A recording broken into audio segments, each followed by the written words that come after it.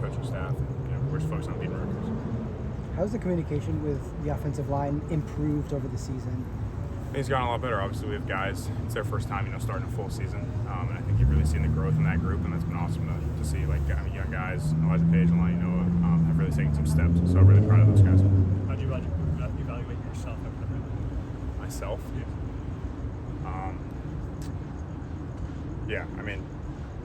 Thought we did some good things offensively.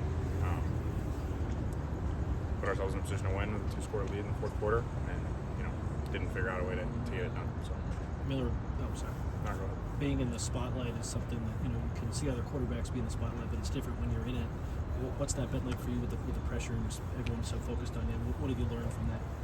That's what we signed up for. I think it's part of playing quarterback, especially playing quarterback here. I think that's something that we embrace. At the end of the day, none of that stuff really matters. What matters is, who you are, what your process is, who you trust and believe in each and every day. So, it's part of the job, but it's also it doesn't mean anything.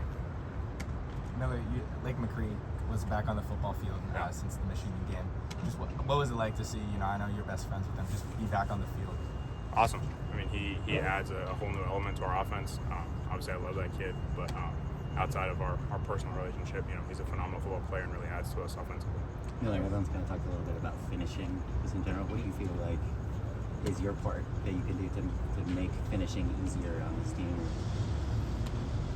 Yeah, I think it's kind of interesting, right? Because we haven't necessarily not finished in the same ways. There have been games where we started poorly in the first half, came all the way back, and fell short. And there have been games where we started really, really fast in the first half, and then didn't finish the second half the way we wanted to.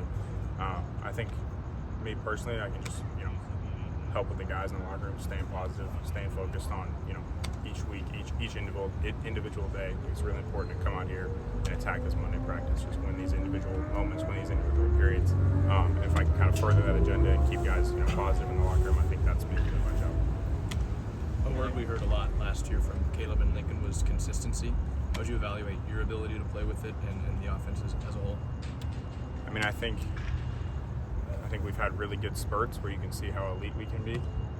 But I don't think we've put together 4 quarters of a game, obviously, where we've been at our best level, operating at our most efficient throughout 4 quarters. So obviously, got to be consistent throughout 4 quarters if we want to win.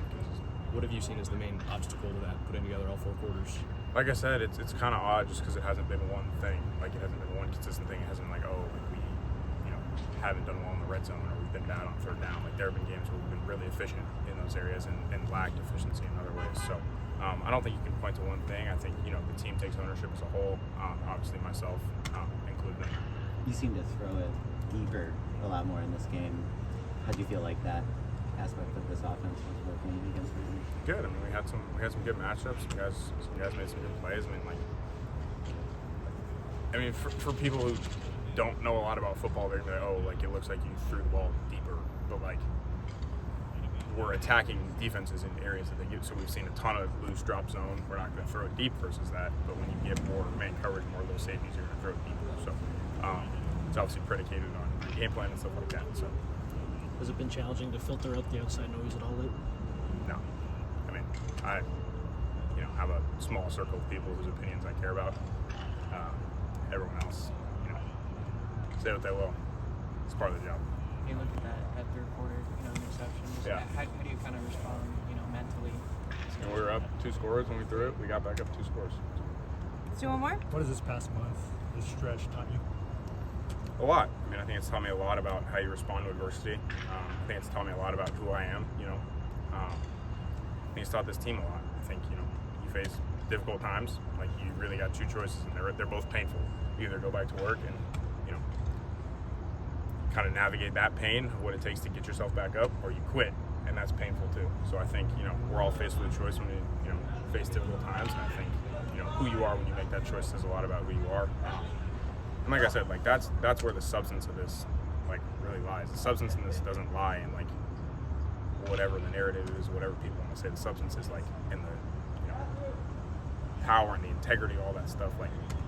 that comes to the people who are able to navigate difficult things, to continue to go back out there, to continue to put their work on display in front of the world, and not the people that are going to continue to tear them down no matter what. So obviously people, seek a lot of negativity around our team, and it is what it is, and I hope they, keep that same energy going forward.